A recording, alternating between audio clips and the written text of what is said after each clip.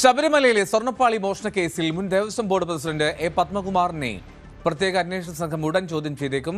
ഉണ്ണികൃഷ്ണൻ പോറ്റി ചോദ്യം ചെയ്യലിൽ നടത്തിയ വെളിപ്പെടുത്തലുകൾ കേന്ദ്രീകരിച്ചും SITയുടെ പരിശോധന തുടരുകയാണ്. പോറ്റിയുടെ മൊഴിയുടെ അടിസ്ഥാനത്തിൽ മുൻ ദേവസ്വം കമ്മീഷണർ എൻ വാസുവിനെ വീണ്ടും ചോദ്യം ചെയ്യാനാണ് അന്വേഷണ സംഘത്തിന്റെ നീക്കം. ഹൈക്കോടതിയുടെ നേരിട്ടുള്ള നിരീക്ഷണത്തിൽ അതീവ രഹസ്യമായിട്ടാണ് അന്വേഷണം തുടരുന്നത്. ഡാൻ കുര്യൻ വിവരങ്ങൾ വിശദമായി നൽകും. ഡാൻ, ഈ പത്മകുമാറിലേക്ക് ഉടൻ എത്തുമോ അന്വേഷണ സംഘം? അത്തരത്തിലുള്ള സൂചനകളാണ് ഇപ്പോൾ പുറത്തു വന്നുകൊണ്ടിരിക്കുന്നത്. 10ാം തീയതി വരെയാണ് ഉണ്ണികൃഷ്ണൻ പോറ്റിയെ വാതിൽപ്പാളി മോഷണവുമായി ബന്ധപ്പെട്ട കേസിൽ ചോദ്യം ചെയ്യലിനായി അന്വേഷണ സംഘം കസ്റ്റഡിയിൽ വാങ്ങിയിരിക്കുന്നത്. അതിന്റെ ഭാഗമായി കഴിഞ്ഞ ദിവസം അടക്കം വിശദമായ ചോദ്യം ചെയ്യലാണ് നടന്നത്.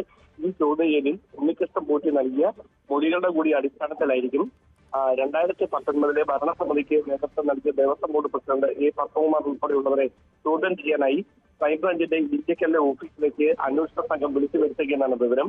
മാത്രവുമല്ല, എൻ വാസു കഴിഞ്ഞ ദിവസം അന്വേഷണ ഉദ്യോഗസ്ഥർക്ക് നൽകിയ മൊഴി കേന്ദ്രീകരിച്ച് വിശദമായ പരിശോധന തുടരുകയാണ്. ഈ മൊഴിയിൽ വസ്തുതയുണ്ടോ, മൊഴിയിൽ പറഞ്ഞിരിക്കുന്ന കാര്യങ്ങൾ എത്രമാത്രം കൃത്യതയുള്ളതാണ് എന്നതടക്കമുള്ള കാര്യങ്ങൾ ഉറപ്പാക്കുന്നതിന് വേണ്ടിയാണ് അത്തരത്തിലുള്ള പരിശോധന നടക്കുന്നത്.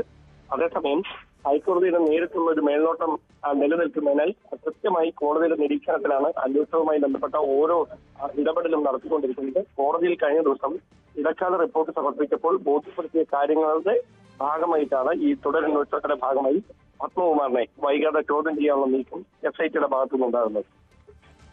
ഒപ്പം തന്നെ ഈ ഉണ്ണികൃഷ്ണൻ പോറ്റിയെ ചോദ്യം ചെയ്യൽ നടത്തിയ വെളിപ്പെടുത്തലുകൾ അത് ഈ SIT അതിൽ പരിശോധന നടത്തുന്നുണ്ടല്ലോ. മുൻ ദേവസ്വം കമ്മീഷണർ എൻ വാസുവിനെയൊക്കെ വീണ്ടും ചോദ്യം ചെയ്യാൻ നീക്കമുണ്ട്. അപ്പോൾ ഈ ഒരു സംഭവത്തിലും തുടർ നീക്കങ്ങൾ ആരംഭിച്ചോ?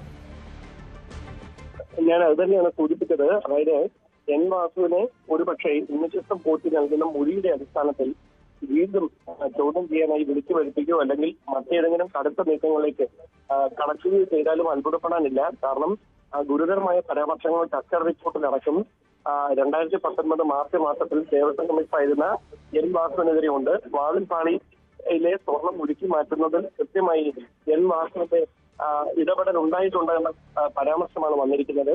അതുകൊണ്ട് തന്നെ അത് ഏതെങ്കിലും തരത്തിൽ അതിന്റെ സാമ്പത്തിക ലാഭം എൻ വാസുവിനെ ലഭിച്ചിട്ടുണ്ടോ എന്നത് വിശദമായി ഉണ്ണികൃഷ്ണൻ പോറ്റിയെ ചോദ്യം ചെയ്തതിനോട് വ്യക്തത വരും. ഒരുപക്ഷെ അതിന്റെ അടിസ്ഥാനത്തിലായിരിക്കും അന്ന് ചോദ്യം ചെയ്ത് വിട്ടയച്ചത്. അങ്ങനെ ഉണ്ണികൃഷ്ണൻ പോറ്റി നൽകുന്ന മൊഴി എൻ വാസുവിനെതിരായി മാറിയാൽ ഒരുപക്ഷെ കടുത്ത നീക്കങ്ങളിലേക്ക് SIT കടക്കാനാണ് സാധ്യത. ശരി, ഡാൻ കുര്യനാണ് വിവരങ്ങൾ നൽകിയത് തിരുവനന്തപുരത്ത് നിന്ന്.